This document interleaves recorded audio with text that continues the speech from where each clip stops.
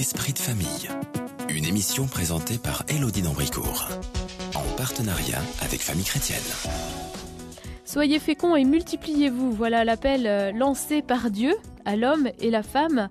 Mais lorsque l'infertilité, expliquée ou non, semble s'imposer au couple, que faire ? Comment comprendre sa vocation conjugale alors que frères, sœurs, amis annoncent au fil des mois un heureux événement ? Pression sociale, pression à l'intérieur du couple, pression médicale. Certains se lancent après beaucoup d'hésitation vers la PMA, la procréation médicalement assistée. D'autres ont eu à peine le temps de réfléchir qu'on leur a proposé en quelques rendez-vous une fécondation in vitro test, entre guillemets, avec tout le dispositif qui s'ensuit, parfois le recours à des dons d'ovocytes ou sperme. D'autres encore, plus marginaux, se lancent dans une aventure qui pourra s'annoncer très longue, voire ne pas aboutir, celle de l'adoption. Alors face à toutes ces réalités, regard aujourd'hui sur ce que signifie être parent. Du désir d'enfant ou droit à l'enfant, où en est-on ? Le discours de l'Église sur l'accueil de la vie dès sa conception naturelle est-il encore audible ? Comment accompagner ces hommes et femmes qui désirent être parents ? La réponse aujourd'hui avec un couple et une femme. Bénédicte et Bertrand Fouché, bonjour. Bonjour Élodie. Bonjour. Vous êtes mariés, vous êtes les parents de 3 enfants, Lucie, Martin et Noé. Alors, avant qu'il n'arrive chez vous, vous avez vécu des années de doute, d'interrogation, de souffrance, on peut le dire aussi. Vous avez souffert. Oui, c'est un peu le dire. Des années finalement pas si nombreuses, mais de grandes souffrances, oui. Vous avez donc décidé progressivement, en voyant tous les mois que la grossesse tant espérée ne serait pas pour ce mois-ci, ni pour le mois suivant, de vous lancer dans un parcours médical de recherche pour connaître les causes de cette infertilité, de vous lancer ensuite dans l'adoption. Et c'est fort de ce long chemin que vous nous livrez aujourd'hui votre témoignage et puis toute une réflexion sur la filiation. Vous avez écrit ce livre qui est sorti en mai, Filiation dit comment on fait les parents. Expliquez-nous un peu votre... Alors, il est édité aux éditions du Jubilé, pour ceux qui veulent se précipiter en librairie, avant même d'écouter cette émission. Voilà, Filiation dit comment on fait les parents. Qu'est-ce qui vous a lancé dans l'écriture de ce livre ? Parce que vous auriez pu vous contenter d'écrire juste votre témoignage ou bien juste d'intervenir dans les radios quand on faisait des émissions sur l'adoption. Non, ça ne vous a pas suffi. En fait, c'est la rencontre de 2 appels, peut-être. Le premier, c'était à l'occasion, il y a maintenant à peu près 2 ans, des événements de tout le débat qu'il y a eu lieu autour du mariage pour tous. Un de nos amis qui travaille dans le monde de l'édition est régulièrement publié un certain nombre de posts, on va dire, pour pouvoir expliquer un peu des positions de manière approfondie, qui allait au-delà des slogans. Donc lui militant plutôt contre l'adoption du mariage pour tous. Et on était assez friands de ces points de vue. Et puis une ou 2 fois, il a dit quelques bêtises, notamment sur l'adoption, qui nous a paru intéressant de rectifier, ayant vécu ce parcours. Et à ce moment-là, il nous a proposé, en fait, ça a été pour lui le déclic, de nous proposer d'écrire cet ouvrage pour prendre un peu de recul sur les débats qu'il y avait à l'époque. Oui. Et donc ça, c'était un peu son appel de pouvoir essayer de nous faire développer une réflexion au départ de l'adoption, mais plus largement autour de la fertilité, la PMA. Et puis de notre côté, en réponse à cet appel, Bénédicte a dit non. Et moi, j'ai dit oui. Puisqu'en fait, et là, on est mal. Ça faisait quelques années qu'on réfléchissait, qu'on avait vécu ces questions-là et qu'on avait maintenant un peu de recul et que, par ailleurs... je suis personnellement assez attaché à l'écriture et j'aime bien ça. Et donc, Béné m'a rejoint tout de suite dans ce projet. Et donc, on s'est mis à l'œuvre. Et donc, 18 mois plus tard, on a eu la chance de voir ce livre publié. Quelles étaient les bêtises évoquées par votre éditeur ? Alors, c'était pas l'éditeur directement, mais c'était un ami. En fait, il nous expliquait dans un de ses mails que si le mariage pour tous se faisait, à ce moment-là, de nombreux pays allaient fermer leurs portes à l'adoption, puisque couple marié ne voulait plus dire que couple hétérosexuel. Et ce qui n'est pas vrai. Certains, comme la Russie, ont effectivement fermé leurs portes aux couples homosexuels, mais c'est assez la même chose.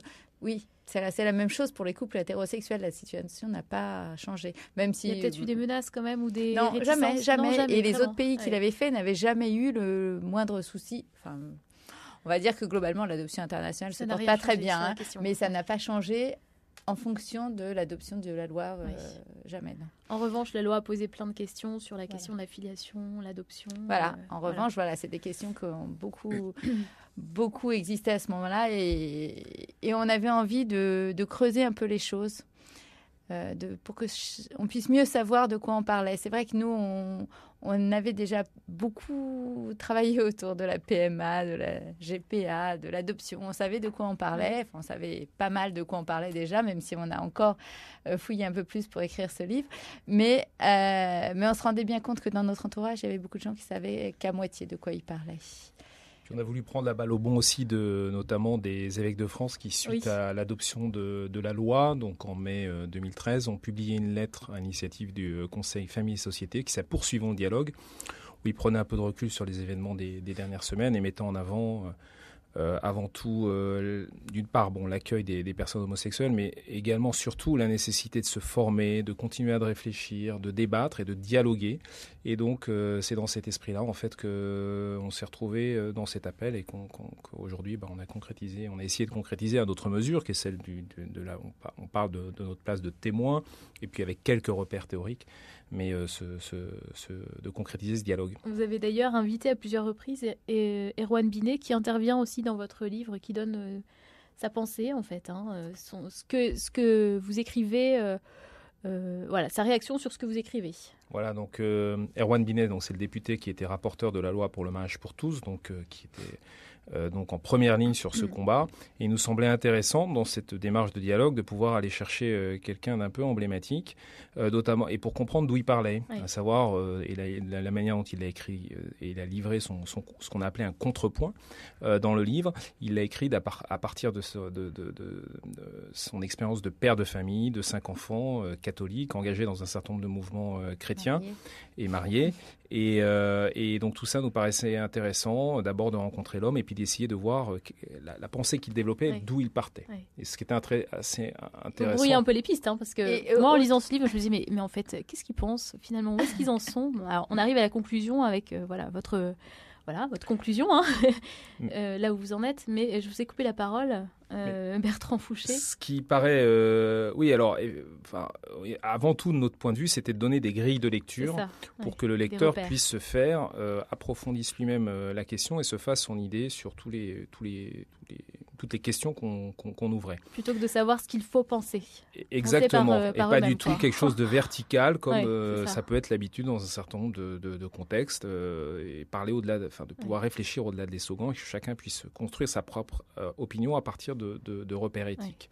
Et en conclusion, on donne quand même un peu clairement notre avis. Pour revenir juste à Erwan Binet, c'est que ce qu'on a compris aussi, c'est que lui partait d'une valeur qui était essentielle pour lui, à savoir la lutte contre la discrimination. Et que c'est de là qu'il partait, d'ailleurs, qu'il parlait et qu'il a défendu son projet. D'ailleurs, un des prochains projets de loi qu'il devrait défendre, ça doit être autour du droit des étrangers. Donc on voit bien que dans son parcours personnel, il y a aussi cette ligne conductrice autour de la discrimination. Alors après, est-ce que la lutte contre la discrimination vaut plus que le droit d'un enfant à avoir un père et une mère? C'est tout à fait quelque chose dont on peut discuter, vraisemblablement peut-être sur lequel on n'est finalement pas d'accord, mais encore faut-il approfondir le débat entre nous et je ne pense pas qu'on soit au bout de cette question. Donc vous avez beaucoup travaillé. Alors l'objet de votre livre, c'est pas forcément que de débattre, c'est aussi de livrer votre parcours tout simplement, avec vos souffrances et les souffrances de toutes les personnes que vous avez pu côtoyer autour de vous, qui ont fait des choix différents en fonction de leur réalité, des propositions qui sont présentées à elles.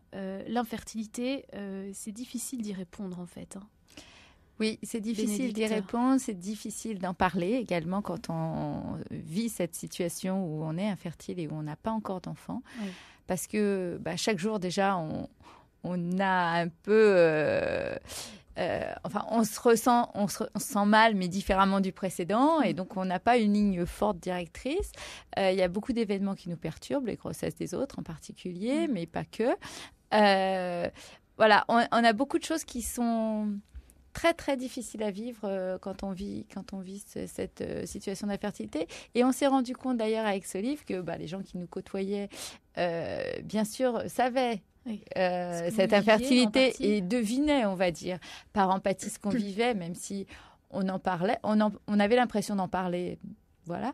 Mais nos parents en particulier ont été très surpris de ce qu'il y avait écrit dans le livre et ne pensaient pas qu'on avait vécu des choses comme ça. Ça a été l'occasion. On vous a demandé pardon peut-être pour des maladresses ou non? Forcément, parce que c'était... Oui, c'est ça. C'était de dire, dis donc, on n'avait jamais su comment vous aider à ce moment-là. On ne savait pas comment en parler.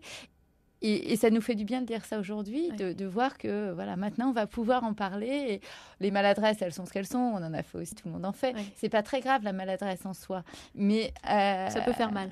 Oui, ça fait mal sur le coup, ça, on est bien d'accord. On est bien d'accord. Une souffrance secrète, dans le sens où elle n'est pas visible et par ailleurs intime, parce qu'elle touche vraiment les fondamentaux et les bases du couple. Oui. Donc, chaque union devait porter un peu l'ombre de cette infertilité quelque part. Oui, c'est sûr qu'à un moment, on se pose la question, est-ce qu'on est vraiment fait l'un pour l'autre? Vous avez posé la question? Oui, on s'est posé la question. On s'est posé la question, je dirais, plusieurs fois, mais... Je te la pose encore. On se la pose peut-être tous les jours, mais on se l'est posé... Ça tombe bien si vous y répondez tous les jours positivement. Voilà. Non, on se l'est posé particulièrement quand l'un ou l'autre de nous, à un moment, on a chacun cru que c'était nous qui rendions le couple infertile. Oui. Et là, on s'est dit, mais est-ce que j'ai le droit d'imposer ça à mon conjoint et de lui en empêcher, moi, d'avoir des enfants? Bon, finalement... Donc, c'est la culpabilité, en fait. Voilà, la culpabilité était très difficile. Enfin, je pense c'est très difficile chez nous. Elle a été vite évacuée. Puis finalement, on n'a pas vraiment trouvé de solution à l'un ou à l'autre. Mais... c'est fou, ça. Il y a des infertilités qui ne s'expliquent pas. Très souvent. En fait, il y en a beaucoup. Oui. Parce que finalement, la médecine est plus efficace dans les solutions que dans la recherche des causes. Oui. Et puis, alors, il y avait probablement deux raisons. La première, c'est que la recherche s'oriente plus effectivement sur les solutions que sur les causes. Il y a probablement plein de causes qu'on ne connaît pas aujourd'hui, qui sont porteuses qui ont des conséquences sur la fertilité. Et puis après, il y a le facteur psychologique qui probablement rentre en compte dans un certain nombre de situations. Oui. Donc, qui fait que ça, on peut choisir de l'explorer. Nous, dans votre livre, on ne vous sent pas très motivé pour une psychothérapie. Hein. On a été assez direct. Hein. On a dit on ne voulait pas, on a dû écrire quelque chose qu'on ne voulait pas engager une psychothérapie pour ne pas avoir à en vouloir à nos mères. Donc cette phrase a fait un peu des faits. Nos mères se sont demandé si on avait des raisons d'en vouloir. Et comme on n'a pas pratiqué l'exploration qui aurait permis de le savoir, on est en paix avec nos mères. Donc, voilà. Donc, ce qu'on voulait, c'était aussi... aller plutôt vers l'avenir que vers le passé. C'est dans ce sens-là qu'on voulait dire cette phrase. Avec nous également en ligne, Juliette Chauvet. Bonjour. Oui, bonjour Élodie, bonjour Bertrand et Bénédicte. Alors vous êtes sage-femme par téléphone puisque vous êtes à Sainte-Anne-d'Auray depuis 2008. Oui, c'est ça, oui. Avant cela, on vous avait reçu sur notre antenne il y a quelques mois déjà. Vous avez exercé pendant 12 ans dans plusieurs cliniques, en salle d'accouchement, en Isère, puis en région parisienne. Avec une interruption comme volontaire à Bangkok, avec Point Cœur. Je crois que c'est ce qui vous a amené à vous rencontrer avec le couple Fouché. Oui, c'est ça. On avait monté une association d'anciens volontaires en Asie et à Madagascar et on s'était retrouvés aux missions étrangères de Paris. Exactement. Et là, vous vous retrouvez sur un autre sujet.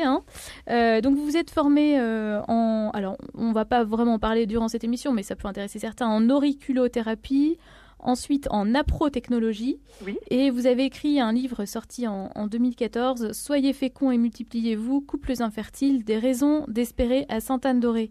Vous rencontrez énormément de couples, je crois, qui vivent les difficultés qu'ont traversées Bénédicte et Bertrand Fouché. Qu'est-ce que vous voudriez nous dire sur ces difficultés de l'infertilité? Qu'est-ce que ça représente pour les couples et à votre avis, est-ce qu'on y répond bien dans l'Église à cette question? Alors c'est une question qui commence peut-être à émerger. J'écoutais attentivement le début de l'émission où effectivement toutes ces questions sur les lois, mariage pour tous, GPA, je crois que c'est un peu explosé dans les années 2012-2013. En même temps, on ne connaît pas forcément tout ce que dit l'Église sur l'infertilité. Oui. Et en donnant des conférences, j'ai creusé un peu. Finalement, l'Église a commencé à s'exprimer de manière claire par rapport aux réponses à donner à l'infertilité depuis 1949. Oui. C'était le pape Pie XII qui disait déjà aux médecins à l'époque qu'on ne pouvait pas avoir recours à la fécondation artificielle. Donc, vous voyez, 30 ans avant les premiers bébés éprouvettes. Surtout, oui. Certains, en vous entendant, se disent peut-être, et voilà, ça y est, c'est reparti, le discours de l'Église, alors qu'il y a une réalité, il y a une infertilité, il y a une réalité des couples qui désirent des enfants, et une autre réalité, les prouesses de la science pour répondre à ce désir. Est-ce que les couples que vous côtoyez à Sainte-Anne-d'Auray évoquent ces questions ? Beaucoup sont passés par des parcours, comme on le disait tout à l'heure, bien souvent malgré eux, avant d'avoir su ce que c'était que la fécondation in vitro, l'assistance médicale à la procréation. Un peu comme dans un cercle vicieux, on est en souffrance, on cherche des réponses aux questions intimes que l'on se pose, et puis finalement la souffrance est telle que si le couple n'a pas reçu de formation avant, il n'a pas le recul nécessaire pour se positionner. Et finalement, il devient quasiment victime de ce qu'on lui pose. Vous voyez des souffrances par rapport à ces propositions de la médecine aujourd'hui dans votre cabinet ? Alors, je le vois notamment pour les couples que je vois qui attendent un bébé ou qui ont accouché. Parce qu'il y a quand même 20 à 30% en moyenne de bébés issus de... le taux de succès des FIV, c'est d'environ 20 à 30%, parfois plus, parfois moins, selon les centres et puis selon l'âge des couples. Et bien souvent, les couples me disent, mais plus jamais ça. Pourquoi ? C'est un parcours du combattant où la femme va être soumise à des examens médicaux, des prises de sang parfois quotidiennes, des examens gynécologiques aussi parfois quotidiens. Excusez-moi d'être un peu crue, mais quand la femme me dit qu'elle a senti que son intimité, son vagin était devenu comme un hall de gare, on peut imaginer vraiment les souffrances que cela laisse. C'est un point que vous abordez, Bénédicte et Bertrand Fouché, sur la question de l'intimité et du public. Lorsque vous franchissez la porte du premier hôpital pour des examens pour essayer de voir ce qui se passe au niveau de votre infertilité, tout de suite, vous devez dire à haute voix les raisons qui vous amènent ici, alors qu'il y a une file d'attente derrière vous. C'est pas grave, hein.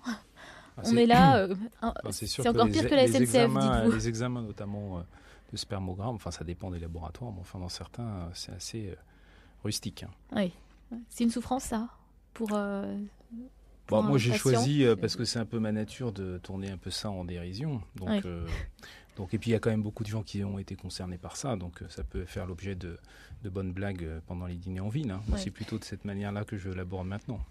Oui, avec le sourire. Mais malgré tout, on sent que faire ce retour aussi aux gens qui gèrent les laboratoires, sur notamment la préservation de l'intimité, c'est quand même un point important. Mais il y a peut-être aussi de leur côté le fait que déjà, c'est une organisation qui doit tourner, donc il faut faire au plus simple, peut-être avec des moyens un peu limités. Et puis par ailleurs, c'est une mise à distance aussi du sujet. Tout le vocabulaire qui est utilisé dans ce monde-là est très technique. Donc finalement, pour les couples de base comme nous sommes, qui ne connaissent pas vraiment les subtilités du vocabulaire technique, c'est une manière en fait de mettre une distance entre le personnel soignant, très technique, et puis les couples qui ne comprennent pas forcément les termes.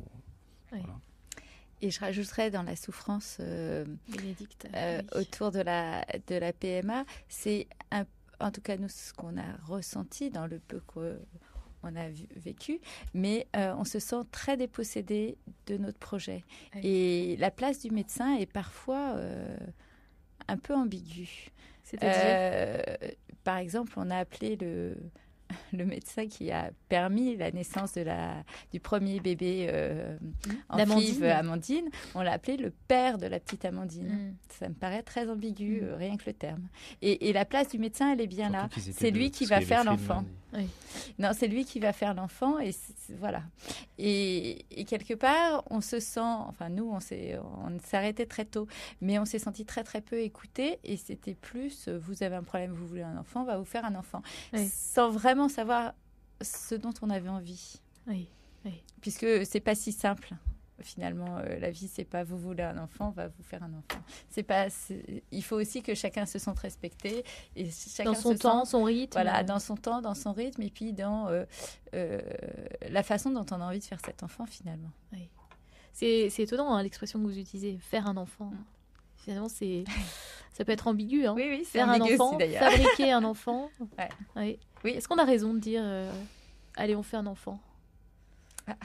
Grande question. C'est vrai que c'est dans le vocabulaire courant et la médecine fabrique, aide en tout cas. Il y a un petit côté technique. De fabrication. Oui. Bon, alors après, sur les PMA, il ne faut pas tout caricaturer non plus, parce que c'est ce qu'on met en avant aussi dans le livre, c'est que les techniques sont extrêmement diverses, très pointues. Juliette est sans doute beaucoup plus au point que nous là-dessus.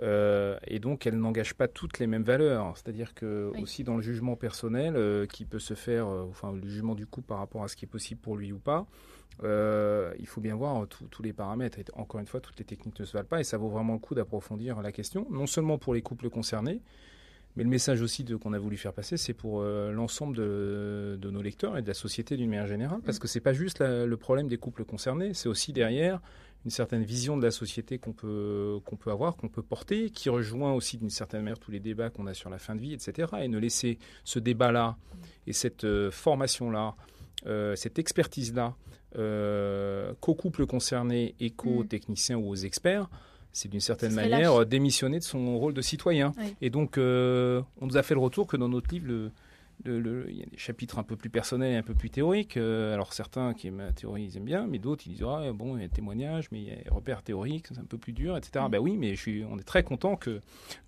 nos lecteurs aient à se coltiner un peu ce sujet théorique. On a une vraie encyclopédie sur les différentes techniques. Il ne faut peut-être pas en rajouter non plus, parce que j'ai compris, donc ça veut dire que ce n'est pas encyclopédique. Sinon, je n'aurais pas forcément compris. C'est un ouvrage grand public. C'est un ouvrage grand public, oui, tout à fait. Mais vous dites, il n'y a pas d'opposition, en fait. Vous expliquez les différentes techniques avec des détails assez précis et quand même techniques pour bien comprendre les nuances, les enjeux différents. Juliette Chauvet, je ne sais pas si vous avez lu le livre Bénédicte et Bertrand Fouché. Non. Pas encore. Pas encore. Est-ce que vous voulez réagir par rapport simplement à ce qui vient d'être évoqué? Différentes techniques, différents enjeux. Est-ce que c'est juste de dire la PMA c'est pas bien, on n'en veut pas et maintenant écoutez, est-ce que l'Église ou est-ce qu'il y a une approche plus subtile des choses? Alors déjà ce qu'on peut voir c'est que depuis 2011 l'agence de biomédecine renonce à promouvoir la recherche des causes de l'infertilité. Oui. Donc ça pose quand même un petit peu le cadre de la PMA. Et puis on voit aussi les enjeux qui se développent, plus de PMA, peut-être plus de trafic. On voit la loi qui a été votée sur la recherche embryonnaire, où on est sorti des garde-fous sur les lois de bioéthique. On voit les histoires de grossesse, de gestation pour autrui avec... je pense au petit bébé thaïlandais trisomique qui a été rejeté par le couple qui avait posé la commande, qui avait acheté. Ouais. Disons des mots clairement. Je crois qu'il y a des enjeux qui sont bien plus grands que le fait de répondre à la demande d'un couple. Oui. Et puis il y a la gloire du médecin aussi qui est je suis le père de plein d'enfants par ma technique. Alors il y a une souffrance réelle et puis il y a des réponses et comme disait Bertrand Bénédicte, finalement il y a une inadéquation entre la demande du couple et puis la proposition du médecin. Vous, dans votre cabinet, vous proposez déjà un temps d'écoute, d'accueil, de relecture. Et vous proposez également, alors on y avait consacré toute une émission, là ça va être malheureusement très succinct, mais c'est toujours bon de le rappeler. Il y a une méthode qui est proposée, qui est celle de la naprotechnologie, que vous pratiquez, que vous connaissez bien. Alors, la naprotechnologie, donc de l'américain Natural Procreative Technology, comment rendre l'acte conjugal fécond, je dirais même plutôt comment le rendre fertile, parce que l'acte conjugal est déjà fécond par nature. Et donc là, on est vraiment à l'opposé de l'agence de biomédecine, puisque on va essayer de chercher les causes de l'infertilité d'un couple. Oui. Techniquement, tout en conservant cette dimension importante de l'acte conjugal lié à la fertilité. Oui, parce qu'on va essayer de restaurer les paramètres, permettre à la femme d'avoir une bonne ovulation, rétablir la continuité entre les ovaires et l'utérus par les trompes si les trompes sont abîmées, restaurer la fertilité de l'homme aussi si elle est atteinte, et puis permettre au couple de devenir acteur de sa fertilité. Oui. Il n'est plus objet, c'est ballotté par les prises de sang, les inséminations, il y a un timing bien sûr, mais finalement le couple, en connaissant les périodes fertiles et les périodes non fertiles, va savoir quand est le meilleur moment pour s'unir, pour favoriser la venue d'un enfant. Tout en sachant que la naprotechnologie, c'est pas automatique, ça marche pas à tous les coups, et qu'il faut pas tomber non plus dans l'acharnement napro. Alors, effectivement, ça peut être un écueil, et effectivement, même en naprotechnologie, les examens, les traitements proposés peuvent être lourds quand il faut subir une intervention chirurgicale. Des fois, il y a des couples qui nous disent « Non, là, aujourd'hui, on peut pas. » On n'en peut plus. On n'en peut plus, ou c'est trop lourd ce que vous nous proposez. Ouais. Après, ils ont la liberté de répondre. Ils savent que par telle ou telle technique, on peut espérer faciliter une conception, mais on essaie de leur laisser la liberté de décider. Nous aussi, on peut devenir orgueilleux. Oui. Et dans ce travail, il y a aussi parfois, manifestement, infertilité véritable. Et dans ce cas, quel chemin poursuivre ? Alors ça va faire l'objet de la deuxième partie de notre émission. On va poursuivre avec vous trois dans quelques minutes. On se retrouve dans un instant. Je rappelle juste les titres de vos livres. Donc Juliette Chauvet, vous qui êtes sage-femme, votre livre c'est « Soyez féconds et multipliez-vous, couples infertiles, des raisons d'espérer à Sainte-Anne-d'Auray », donc paru chez Tekki en 2014. Et vous, Bénédicte et Bertrand Fouché, Filiation dit « Comment on fait les parents ?» Donc votre livre est paru aux éditions du Jubilé il y a un mois. Alors Bénédicte et Bertrand, vous n'avez pas fait le choix de la fécondation in vitro alors que vous étiez conscient que vous étiez infertile. Comment en êtes-vous arrivé là ? Alors en fait, c'est un peu brut comme question. On a fait très vite relativement vite après s'être rendu compte qu'on n'arrivait pas à avoir d'enfants, des examens médicaux pour comprendre pourquoi nous n'arrivions pas à avoir d'enfants.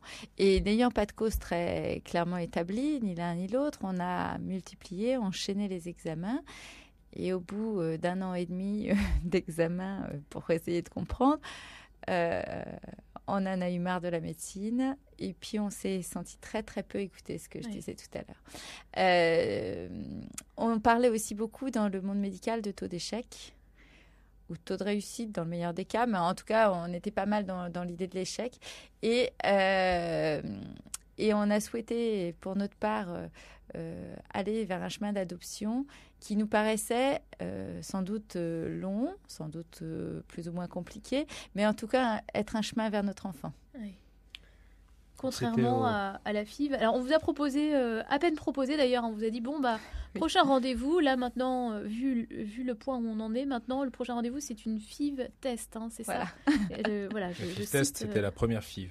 C'est à ce moment-là qu'on s'est rendu compte que c'était plus tout à fait ce qu'on voulait. Oui. Il se trouve qu'en parallèle, on avait quand même mûri ce chemin vers l'adoption.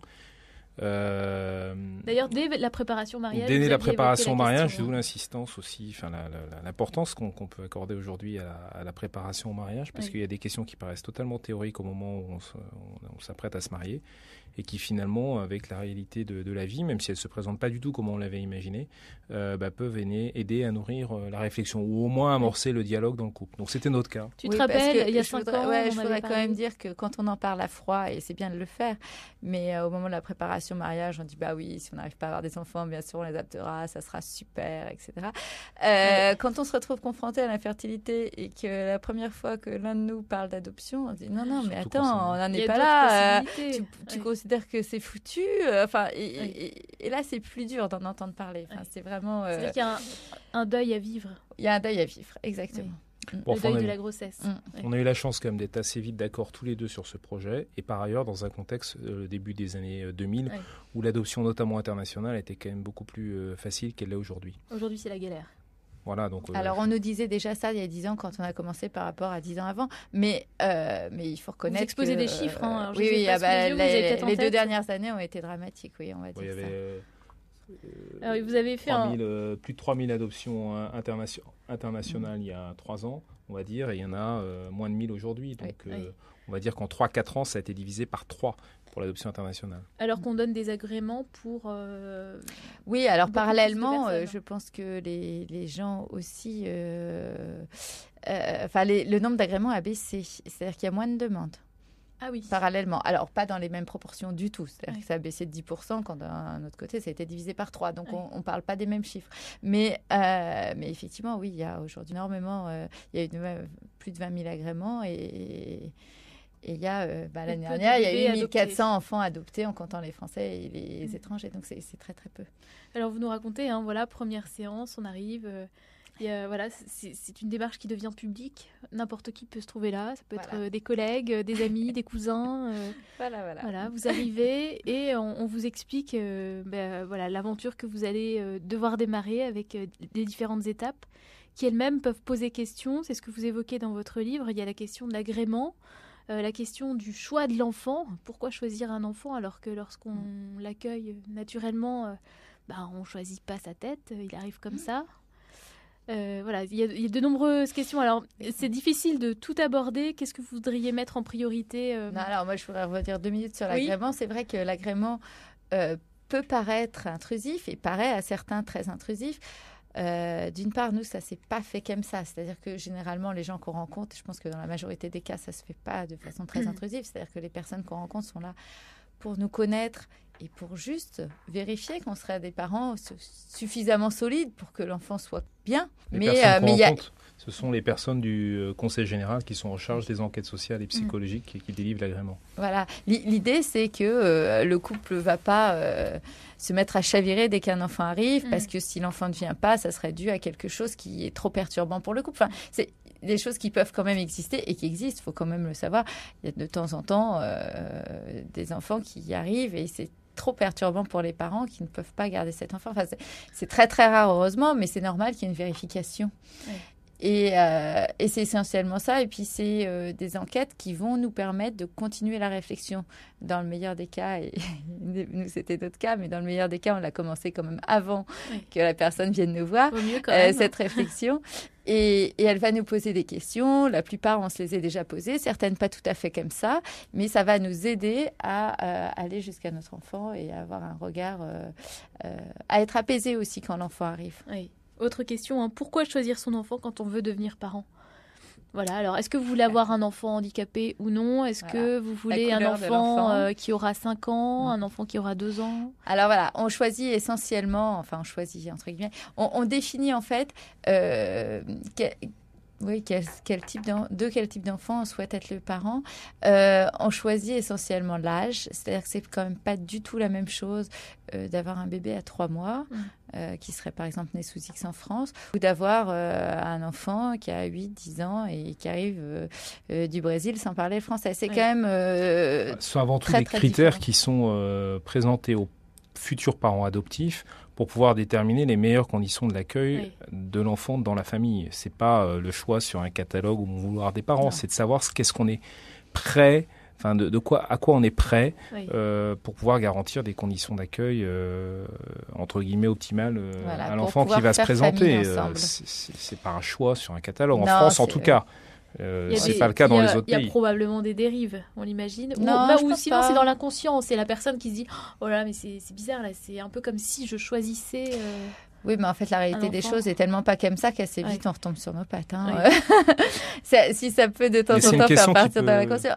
Il y a, par exemple, la question de fille-garçon qui est en fait jamais prise en compte. C'est-à-dire qu'il y a des gens qui disent moi, voilà, je veux une fille absolument ou je veux un garçon absolument. C'est vaguement écrit dans les rapports et encore pas toujours. Et c'est un critère qui disparaît, en fait, dont on tient très peu compte. Et c'est une question qui peut habiter les enfants, en revanche, de savoir si on les a choisis. Parce que si on les a choisis, ça veut dire que le jour où ils sont plus aussi bien que ce qu'on avait espéré qu'ils soient quand on les a choisis, on pourrait demander à ne plus être leurs parents. Donc ça, on perçoit que c'est une question qui peut habiter les enfants. Et le fait de ne pas les avoir choisis individuellement est une grande liberté vis-à-vis d'eux. Puisqu'en fait... Ça devient ce que tu es. Exactement. Voilà.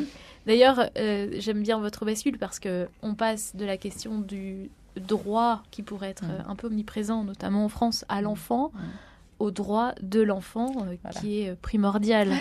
Oui, et l'adoption, c'est vraiment ça, c'est donner une famille à un enfant qui en est privé, c'est pas autre chose. Il y a une autre question que vous évoquez dans votre livre, c'est la question financière. Est-ce qu'on achète un enfant ou est-ce que... on met des moyens, c'est subtil. Hein. Oui, c'est très subtil. Et en fait, l'adoption a un coût, c'est sûr. Parce que il y a un jugement, il y a un enfant qui a été élevé à l'orphelinat, il y a différents coûts. Il y a une personne qui va être un avocat. Enfin voilà, il y a des facilitateurs dans certains pays. Éventuellement, voilà. Ce qu'il faut faire attention, c'est que ces coûts soient effectivement pas du tout un prix attaché à l'enfant. C'est pas évident, hein. C'est pas forcément évident. C'est pour ça que l'adoption individuelle a quasiment disparu. C'est parce qu'on estimait que les gens n'étaient pas suffisamment capables de poser les bonnes questions ou peut-être en état de vulnérabilité. Moi, je suis pas convaincue que ce soit une bonne idée, mais bon, quand les États gèrent ça, parce que l'adoption individuelle, c'est pas mieux. A été remplacée notamment pour les pays qui ont signé une convention internationale qui s'appelle la Convention de la Haye et qui demande aux pays en fait d'origine des enfants et puis d'ailleurs aussi ceux qui en accueillent de mettre en place des autorités centrales qui doivent être en fait les garantes de la bonne tenue du processus d'adoption et d'éviter toute dérive. Bon, il se trouve que dans les faits c'est tellement complexe à mettre en œuvre que beaucoup de pays qui ont signé la Convention n'ont pas réussi à mettre en place les autorités centrales et les agréments d'orphelinat et ont de ce fait fortement limité ou arrêté les adoptions. Bon, on peut pas... Et puis que ça n'a pas amélioré non plus dans certains pays où la corruption est forte. Ça n'a pas amélioré. Il y a de la corruption à tous les niveaux. Oui. Alors certes, c'est la mère de l'enfant qui a abandonné son enfant. Dans tous les cas, elle a bien abandonné sans contrepartie. Mais ayant de la corruption à tous les niveaux, ça fait des coûts d'adoption qui ont énormément monté ces dernières années. Esprit de famille, une émission en partenariat avec Famille Chrétienne. Avec nous également Juliette Chauvet, je rappelle que vous êtes sage-femme à Sainte-Anne-d'Auray. Votre travail, c'est pas du tout la dimension de l'adoption en tant que telle, puisque c'est un autre volet, c'est une étape belle, mais j'imagine que vous abordez cette question avec certains couples qui viennent vous voir, qui se rendent compte que voilà, ça pourrait être une possibilité pour eux face à l'infertilité. Alors, il y a des couples qui, d'eux-mêmes, vont nous dire, voilà, on vient en aprotechnologie, mais en fait, on est en train aussi de chercher à obtenir un agrément. Oui. Et puis, c'est aussi la question que l'on pose aux couples lorsque l'on voit que les traitements ne répondent pas, quand on arrive dans un dernier cycle de stimulation et... Voilà, que pensez-vous de l'adoption ? Y avez-vous songé ? Ou des fois, j'ai vu aussi un couple qui me disait, mais voilà, nous, c'est compliqué d'aller voir le médecin parce que c'est trop loin. Et puis mon mari, voilà, il n'est pas motivé. Et puis notre famille, elle nous pousse à l'adoption. Voilà, ça vient sur le tapis assez facilement. Parce que surtout quand on accompagne, moi j'accompagne dans les signes de la fertilité, discuter de tout ça, on discute de la vie tout autour du tableau, et oui, là on n'a pas pu faire les observations parce que en fait on a été appelé, on est dans une démarche d'adoption, et puis en fait on a été en voyage pour aller voir un enfant, donc voilà, il y a un couple qui me racontait ça récemment. Donc voilà, donc c'est une question qui se pose parce que soit il y a une démarche parallèle, soit parce que on veut essayer d'ouvrir les couples sur autre chose quand la médecine a ses limites. Oui. Juliette Chauvet, on peut faire une distinction peut-être entre fertilité et fécondité. Vous, c'est peut-être le chemin que vous proposez en ce lieu, Sainte-Anne-d'Auray, pour les couples qui se posent des questions sur le sens de leur mariage et de la fécondité de leur mariage. Oui, parce que la fertilité, elle est d'ordre plutôt biologique, alors que la fécondité, elle est très très large. Elle peut avoir une part biologique. Heureusement, il y a des couples qui ont des enfants et on est heureux pour eux. Mais la fécondité, elle va bien au-delà, et je crois qu'il y a une part mystérieuse à découvrir personnellement. À découvrir, et puis que nul ne maîtrise. Oui. Alors, que signifie être parent aujourd'hui, Bénédicte et Bertrand Fouché ? C'est le dossier que vous abordez à la fin de votre livre. Je rappelle le titre de votre livre. Filiation dit comment on fait les parents, édition du Jubilé. C'est assez en plein comme question aujourd'hui. Il y a une multitude de parents. On n'a pas voulu y répondre tout seul, en tout cas. Mais enfin, on a essayé il nous paraissait naturel, un peu en forme de conclusion un peu longue, de pouvoir essayer de se projeter dans qu'est-ce qui faisait famille chez nous, à partir de notre témoignage et notre expérience très particulière, qui était celle de parents qui avaient accueilli leurs enfants par adoption, mais de se dire qu'est-ce qui finalement, sur les valeurs un peu de ce qui fait famille, est important, et puis à partager peut-être avec d'autres. Donc on a essayé de réfléchir à cette question. Notamment, je pense qu'en adoptant des enfants, on voit tout de suite que les enfants, surtout que nous, ils viennent essentiellement du continent africain, donc physiquement, ils ne nous ressemblent absolument pas. Et Éthiopie. Donc physiquement, ils ne nous ressemblent pas du tout. Donc on a quand même le sentiment en adoptant des enfants que ces enfants ne sont pas notre production, ne sont pas de notre fabrication. Oui. Donc, on n'en est pas propriétaire. Et ça, c'est quelque chose qui nous est donné, parce qu'en fait, typiquement, les enfants par adoption nous sont vraiment donnés. Et donc, je pense que se confier et que ce recul, d'une certaine manière, sur la gratuité du don de la vie, on a la chance de pouvoir l'expérimenter de manière peut-être beaucoup plus naturelle, parce qu'en fait, on n'a pas été les producteurs de ces enfants. Oui. Et ça, c'est quand même une chance importante. Vous êtes d'ailleurs un signe pour les parents biologiques de nombreux enfants, des parents de vos amis, vos amis. Alors on avait eu beaucoup de discussions, on a eu des discussions récentes avec un certain nombre sur quelles sont les directives qu'on donne aujourd'hui dans le cas où on disparaîtrait tous les deux pour concernant nos enfants. Et alors on s'est rendu compte qu'autour de nous, beaucoup avaient des idées très très précises de ça, et même pour certains documenter ça dans les testaments, etc. Nous on n'a rien fait de cet ordre-là. Je pense que parce que ces enfants sont arrivés avec une histoire, et en particulier une histoire qui avait été construite avec des tiers, bien évidemment leurs parents d'origine, mais surtout aussi les services ou les orphelinats, etc., qui les avaient pris en charge, le conseil général qui s'est mis entre les deux, enfin donc, tous les intermédiaires, et que naturellement, ayant vécu cette expérience, le fait de faire confiance pour nous à des tiers, y compris potentiellement après d'autres propres morts, dans le cas où il faudrait s'occuper de nos enfants, nous paraît vraiment important. Et donc on a une grande confiance, j'espère pas aveugle, mais dans les tiers qui s'occupent de nos enfants, qui pourraient s'en occuper dans des cas dramatiques pour prendre les bonnes décisions. Oui.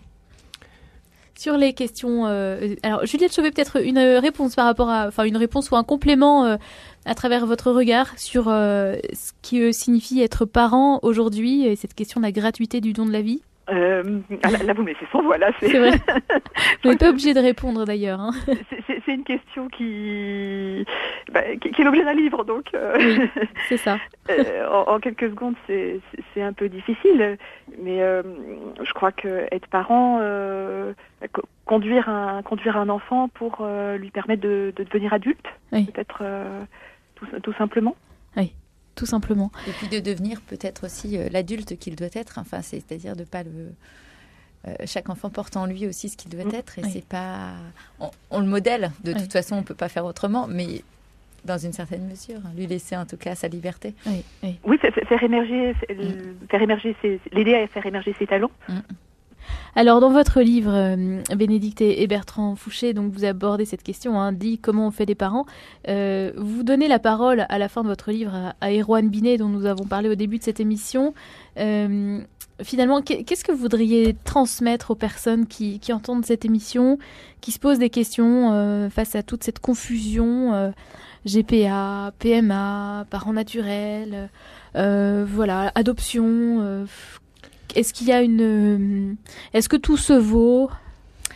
Alors, non, tout se vaut certainement pas. Après, ce qu'on a envie de transmettre, c'est vraiment les éléments pour que chacun puisse se faire son opinion et puisse réfléchir. Enfin, amener chacun à réfléchir et à développer une réflexion personnelle qui l'amène à une conclusion. Et après, à ce moment-là, on peut discuter en société à partir des conclusions que chacun aura façonnées et grandir ensemble.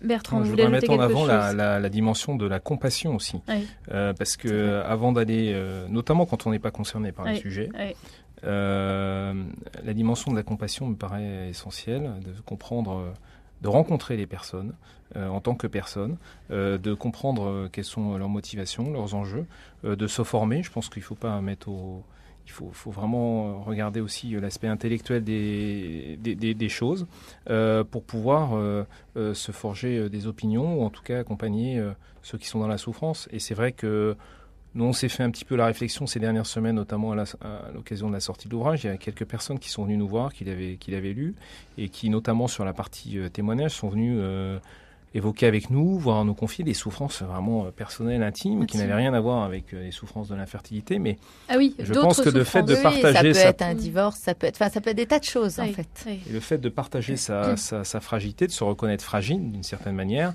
encourage les autres et fait grandir vraiment la fraternité. Donc, on n'est pas dans des histoires de slogans, de théories, de postures à défendre, ou même de dogmes. Il s'agit avant tout d'être à côté de ceux qui souffrent. Être avec. À votre avis, est-ce que l'Église est juste dans sa manière d'aborder les questions ? D'ailleurs, est-ce que c'est juste de dire est-ce que l'Église est juste ? Parce que l'Église, est l'Église c'est vrai qu'on aime bien le pape François, puisqu'il est tout à fait dans la compassion. Et il est, en premier, on accueille l'autre. Et puis après, on voit quel chemin on fait ensemble. Mais c'est vrai que tant qu'on ne l'a pas accueilli, on ne peut pas faire du chemin ensemble. Et moi, j'aime bien cette posture. Nous, on s'est rendu compte que par rapport à la position de l'Église, c'était quelque chose qui n'était pas... nous, on n'avait pas réfléchi du tout par rapport à la position théorique ou dogmatique, mais par rapport à une expérience humaine. Par rapport à une expérience humaine, oui. J'entends le générique parce qu'on arrive à la fin de cette émission. C'est terrible, le temps nous a rattrapés. Est-ce qu'il y aurait un message que vous voudriez faire passer aux couples qui sont dans des souffrances telles que vous les avez vécues au début de votre mariage ? Vous n'aimez pas les slogans, mais je vous demande un slogan là. Je suis désolée. On va avoir du mal. Garder l'espérance. Oui, sans doute garder l'espérance et puis peut-être oser en parler parce que c'est ça. Ils sont accompagnés. Mettez des mots. Merci beaucoup à tous les trois. Donc Juliette Chauvet, sage-femme à Sainte-Anne-d'Auray, et vous Bénédicte et Bertrand Fouché. Donc Filiation dit comment on fait les parents, paru aux éditions du Jubilé. Un grand merci.